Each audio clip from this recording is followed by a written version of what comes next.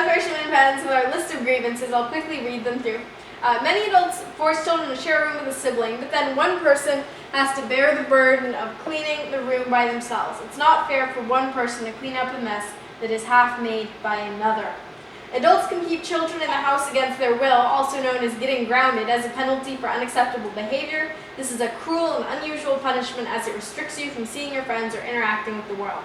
Adults restrict entertainment by specifying certain times for studying, certain times for eating, etc. When a kid may want to play video games, they may not be able to as a result of these restrictions. Care of pets is often a child's responsibility. Responsibilities may include feeding or washing animals. Since the food often smells bad and it can take a lot of time, it's not fair for this to be our responsibility. 5. Adults often punish kids for crimes which they did not commit. Folding clothes. Another task forced on children is time-consuming and tedious. Kids could be doing much better things with their time than simply folding clothes. A lot of kids are not allowed to make their own choices, even though the choices will affect them. For instance, picking a color for a room is a choice often left up to others. Taking out the trash, our favorite, is a potentially dangerous activity as it smells terrible and you never know what kind of hazardous waste may be in there. Children should not be subjected to such horrors.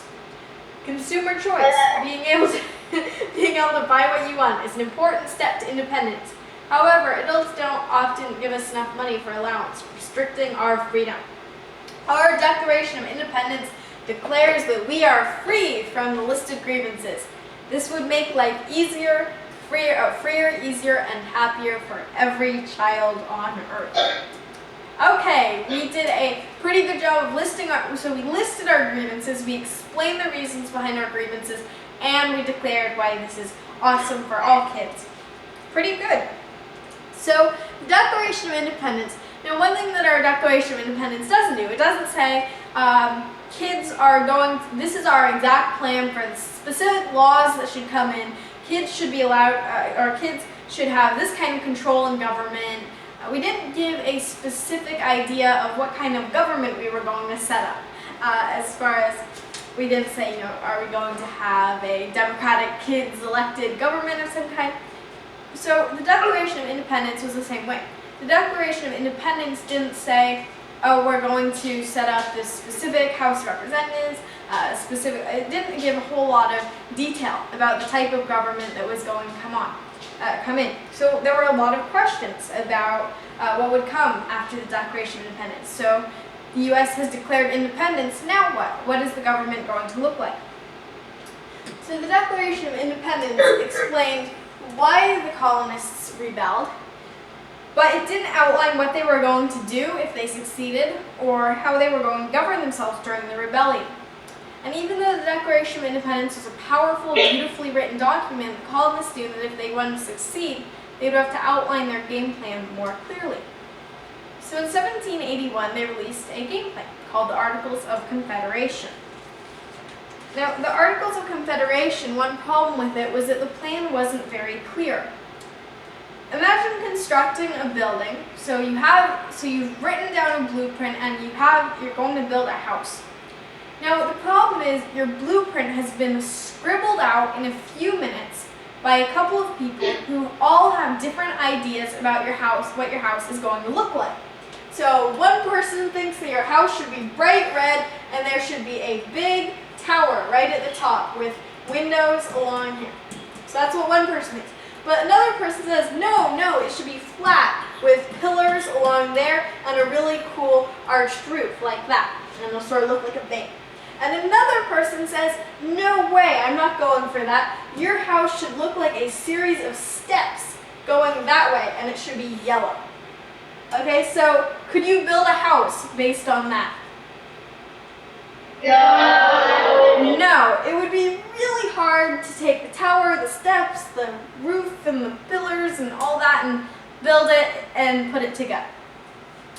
And that was sort of what the Articles of Confederation was, unfortunately. Because the colonists all had really different ideas about what they saw for the country, and they knew that if they wanted to break free, from the king, but they all had really different ideas about what to do next. So although having the Articles of Confederation gave them enough organization to win the war, they realized that they would have to improve if they wanted to build an entire country. And actually many people weren't sure if they wanted to build a country. Some colonists thought that each colony should be its own separate nation. So New York would be its own country, and Maryland would be its own country, and Maine would be its own country. Imagine if every single state were suddenly, or colony were suddenly its own country. And other people thought they'd be better off with no government at all. Under the Articles of Confederation, each of the 13 original colonies was its own state with its own system of government, its own money, and its own rules. There was no comprehensive system of federal laws. So, have any of you ever gone to another state before? Raise your hand. Yeah. I see a lot of raised hands. Okay, so for those of you who've gone to another state, did you have to change money? No, you didn't have to change money. Did you have to suddenly read a book of rules about what laws were different? No, probably not. Now, how many of you have ever gone to another country? Maybe you've gone to Canada or Mexico or even one further off like China. Have any of you ever been to another country? This might be a fewer. I've been to a few countries. So for those of you who've been to another country, you know that it's kind of a process. You might have to get a passport. Actually, yeah, you probably would have to get a passport. You have to get your money changed because the currency is probably different. They wouldn't use American dollars. They would use pesos or Canadian dollars or yuan, whatever the currency would be. So you have to change your money. You might even have to get familiar with what's acceptable. Do I shake hands? Do I kiss someone on the cheek? What's acceptable when I say hi? And as well as even laws. Am I allowed to drive here or drive there? So when you go to another country, then you have to find out all these things and be prepared that it's going to be a little different. But imagine if every time you went to another state, imagine if it was like that. You had to get a passport, you had to familiarize yourself with the rules and the money. And that was what some people were saying. We should, every single colony should be its own nation. And under the Articles of Confederation, each of the 13 original colonies was its own state. So what kind of problems do you think that might cause?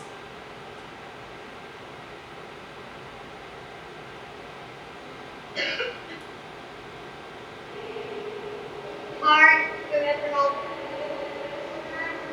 I'm sorry? It'd be hard to remember some of the rules. Yeah, it would be hard. Yeah, it would be definitely harder overall. Like even going back and forth and all kinds of things. What else?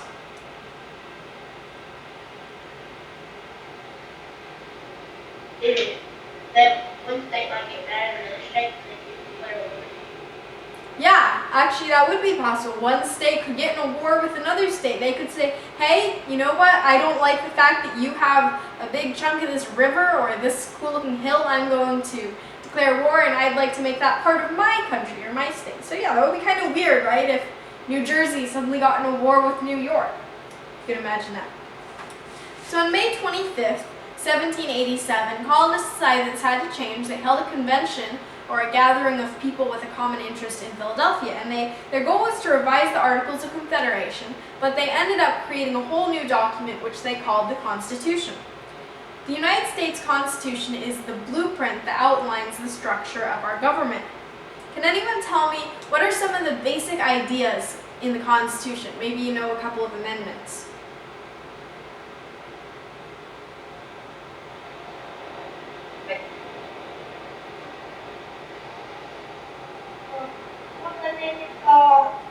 Ban alcohol. I'm sorry?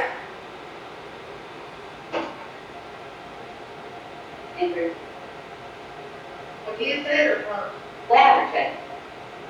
One of the amendments is banning alcohol.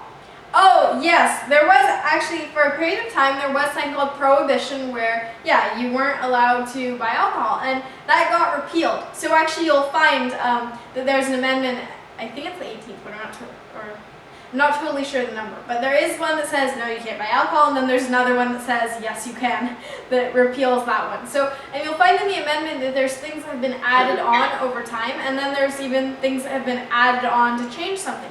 So for instance, letting women vote or giving African Americans the right to vote, those are things that have been added on over time.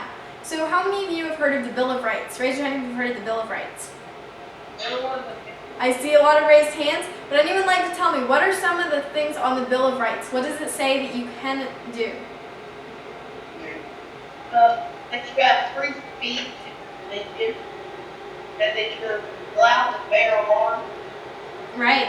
Very good. So someone here knows quite a few. So some of the things it says: right to free speech, right to decide whatever religion you want, right to assembly. Anyone know what the right to free assembly is?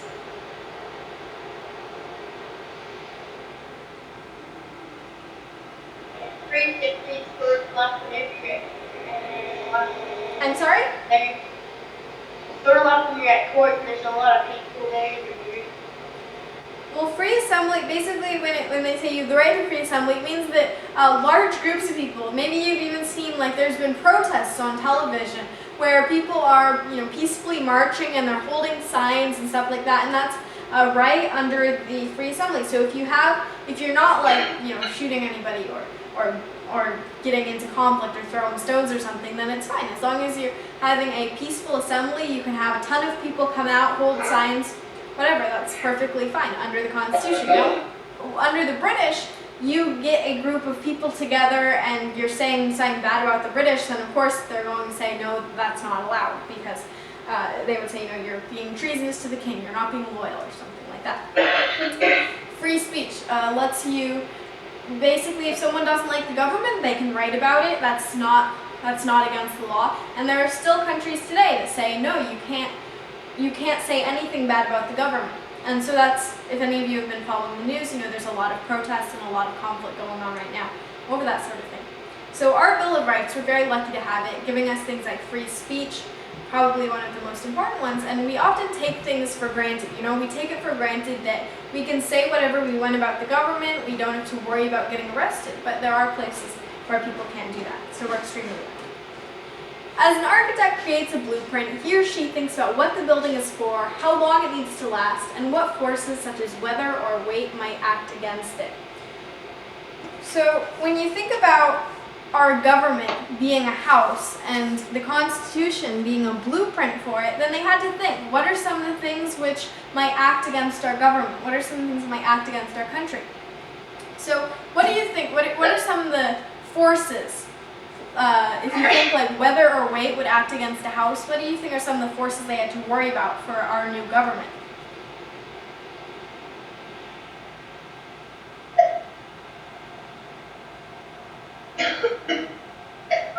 War against the country. Very good. They had to worry about conflict. They had to worry about what if the British decide to come in again, which they actually did in 1812, but that's another story. So they had to worry about war with other countries. They had to make sure that it was stable, that they had a good functioning military. And then what are some other things that they might worry about?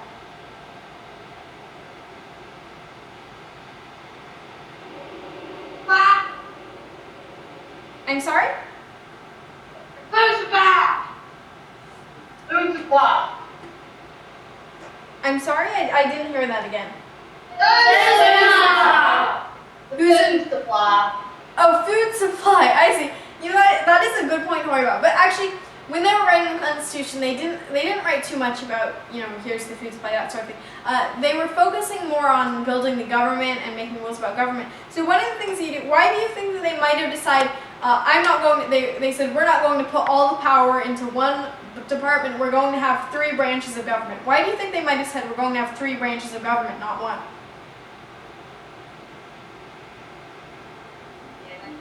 So that one could become powerful together.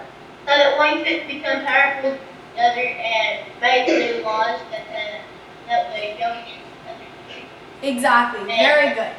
So these founders, not only did they worry about powers from the outside attacking, they worried that there would be someone who's going to be like, hey, I'm going to take control, I'm going to say, no, you can't have free speech, no, I'm not going to listen to that, I'm going to just be the total, absolute ruler here, you're all going to listen to me.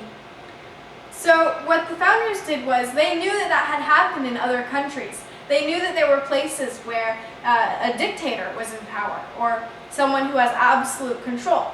And they didn't want that to happen in the United States. So they set up rules where there's 3 branches of government, and power is equally distributed to the executive branch, or the president, the legislative branch, or Congress, the House of Representatives and the Senate, and the judicial branch, or the Supreme Court. So by having this equal distribution of power, they made sure that no one person or one party or one organization could suddenly come in and take control. So they were really thinking ahead. The Constitution is the blueprint that we use as we continue to build our country. The Constitution has allowed us to become a world superpower, and the freedoms it guarantees have encouraged us to become one of the most creative, diverse, and forward-thinking societies in the world. But if that sounds awfully high and mighty, I'd like to point out the story of the Constitution is more than just flowery words and really big concepts. It's the story of people, beginning with the founders themselves, who are more interesting than you might suspect. For instance, did you know that James Madison, an architect of the Constitution, was once said to look kind of like a poodle? I don't see the resemblance, but apparently that was once said. Or that Aaron Burr, who was vice president under Thomas Jefferson, killed Alexander Hamilton, another important architect of the Constitution, in a duel. So these founding fathers didn't always like each other. I was in Washington, D.C. once, and there was a painting where Thomas Jefferson is actually stepping on John Adams' foot in the picture. And the painter was apparently bribed to make Thomas Jefferson appear much taller and John Adams appear shorter and fatter, and for Thomas Jefferson to be stepping on Adams' foot. So even the founding fathers had their arguments, kind of like you argue with your brothers and sisters.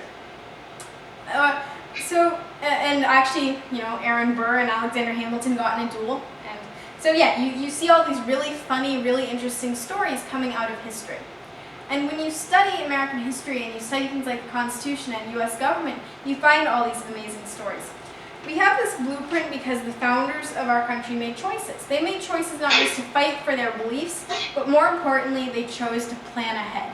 So we have the Constitution and the Declaration of Independence as a result of that. Okay, anyone want to tell me quickly what they've learned today?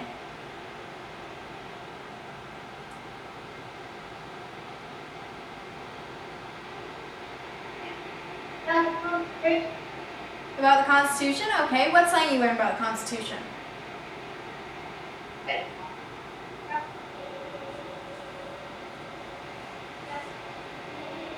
I'm sorry, could you speak up? About independence. About independence? Okay. What else?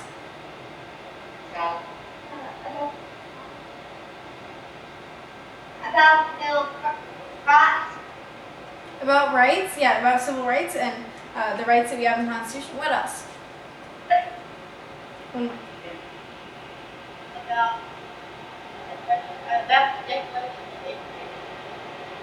About, sorry? Declaration of Independence. Great. So yeah, we've learned a lot about both the American Revolution and the Founding Fathers, but also something about the Constitution, about independence. What goes into a Declaration of Independence? We made our own list of grievances even, and wrote our own Declaration of Independence. So we've learned about these documents that were very important, how they were kind of the blueprints for our government, and how our government, the way our government is today, has a lot to do with how they planned it all those hundreds of years ago. So thank you so very much for joining me. You guys have been a great group. I really enjoy your hard work. Especially, I love that line that we had about garbage. So thank you all very much for talking to me and learning about U.S. government. Have a great day. Bye. Bye. Bye.